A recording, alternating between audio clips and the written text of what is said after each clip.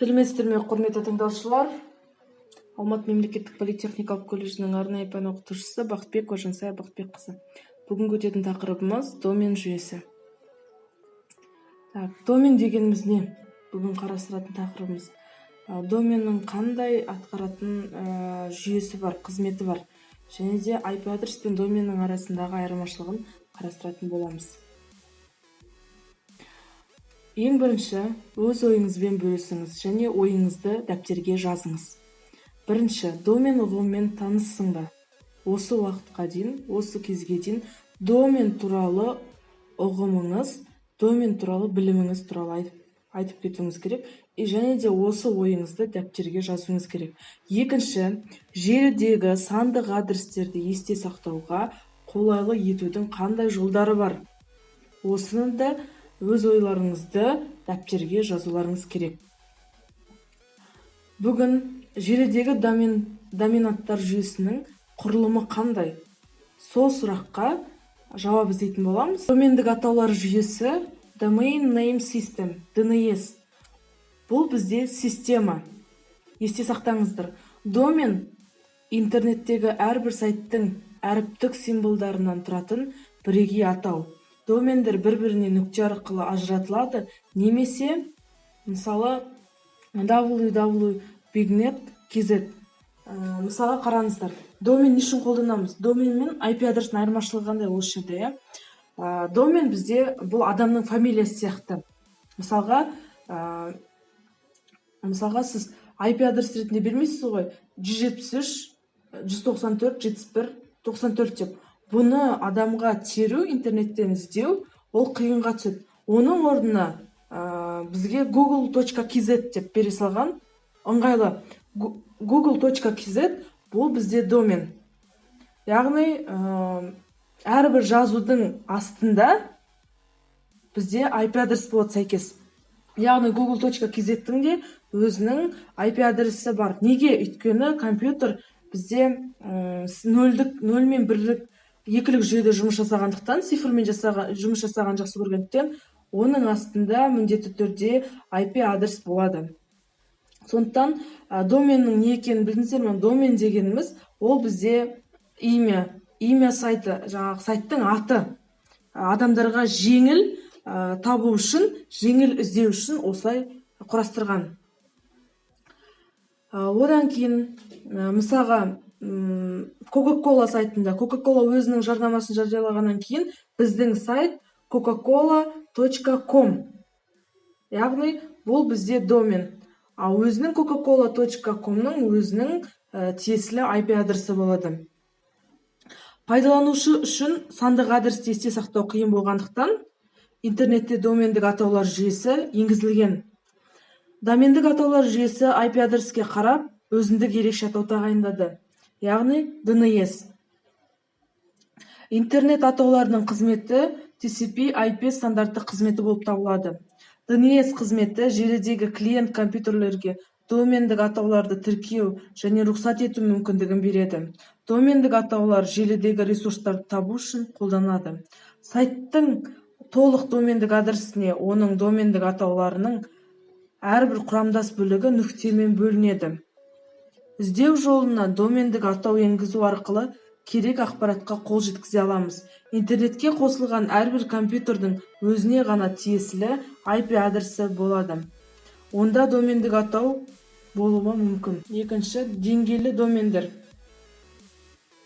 Деңгейлі домендер бізде көріп тұрғандарыңыздай екі жаққа бөлінеді, оң жақ және сол жақ. Жоғарғы деңгейлі домен оң жаққа, ал төменгі деңгейлі домен сол жаққа орналасады. Мысалы, KZ домендік атауы интернеттің қазақстандық бөлігіне тиісті екендігін білдіреді. Бірақ Қазақстанда интернетті қолданушылар көп болғандықтан, келесі деңгей көрсетілген адрес тиісті мекенімен анықталады. Жеке компьютердің немесе желінің атын әрбір компания өзі таңдап, бұдан соң интернетке тіркейді. Жоғарғы деңгейлі доменнің аты бірегей болуы керек. Атауда бірнеше домен болуы мүмкін. Бірақ көбінесе 3 пен 5 аралығында домендер саны қолданылады. Төменгі деңгейді домендер үшін кез келген адресті пайдалануға болады. Бірақ ең жоғарғы деңгейдің домендеріне арналған келісім бар. Одан кейін осы домендер, яғни 3 түрі болады. Біріншісі бесплатный, тегін домен. Екіншісі жаңа ақылы домен, сатып алатын домендеріңіз. Үшінші сатылмайтын домендер. Яғни осыны қарастырамыз. Осы жерде көріп тұрғандарыңыздай, ком бізде сатылатын домен. Ком ол примерно 9-12 евро тұрады. Хабар сататын магазиндерге арналған. Яғни осы домен сату уақыты 1 жыл, сатып алу құны 1 жыл, немесе одан да көп, яғни ақшасына байланысты.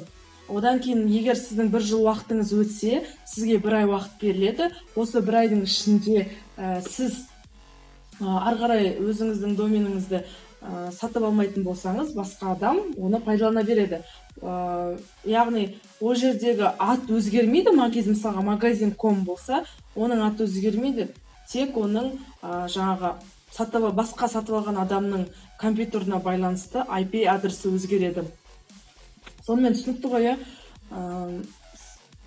Платный бізде домендер com, org, және де net, ru, kz.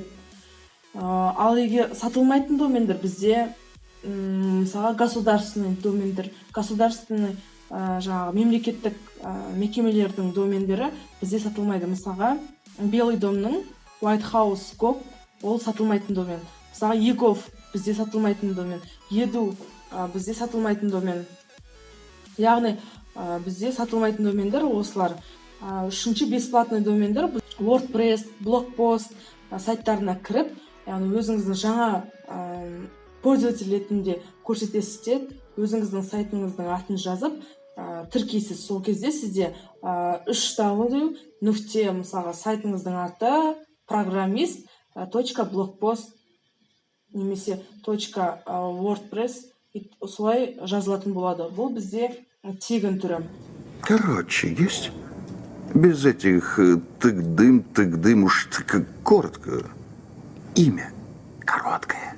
Екінші бізде қосымша ақпарат интернет адрестерінің жүйесінде географиялық аймақтар арқылы анықталған домендер бар.